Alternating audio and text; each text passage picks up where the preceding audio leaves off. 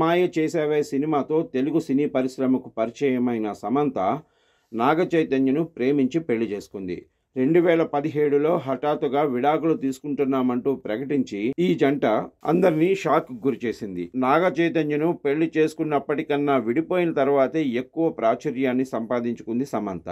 సామాజిక మాధ్యమాల్లో ప్రతిరోజు నాగ చైతన్య, సమంతకు సంబంధించిన ఏదో ఒక వార్త వస్తూనే ఉంటుంది. తాజాగా సమంత తన వదిన నికోల్ జోసెఫ్ పోస్టును తిరిగి షేర్ చేశారు. దాని ప్రకారం అర్థం ఏమొస్తుందంటే, ప్రపంచంలో ఎంతో మంది వదినలు ఉంటారు, తాను తన వదినను ఎప్పటికీ ప్రేమిస్తూ ఉంటాను అని. దీంతో పాటు లవ్ యూ అంటూ సమంత క్యాప్షన్ జోడించింది. వాస్తవానికి తన సామాజిక మాధ్యమ ఖాతాల్లో ఎప్పటికప్పుడు ఎంతో స్ఫూర్తివంతమైన కొటేషన్లను, వీడియోలను షేర్ చేస్తూ ఉంటుంది సమంత. యువతకు స్ఫూర్తిదాయకంగా అవి నిలవాలని కోరుకుంటుంది.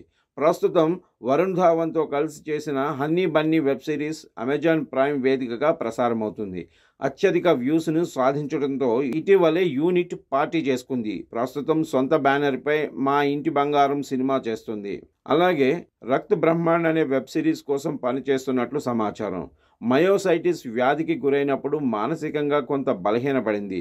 తర్వాత స్నేహితులు, సన్నిహితుల సహాయంతో కోలుకొని ఆత్మవిశ్వాసంతో తిరిగి సినిమాలు చేయటం ప్రారంభించింది.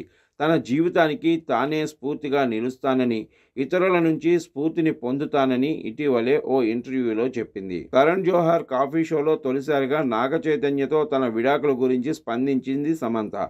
ఆ తర్వాత పరోక్షంగా చాలా సందర్భాల్లో నాగ చైతన్యపై సెటైర్లు వేయటంతో పాటు విమర్శలు చేసింది. కానీ నాగ చైతన్య మాత్రం ఎప్పుడూ ఒక్క మాట కూడా మాట్లాడలేదు.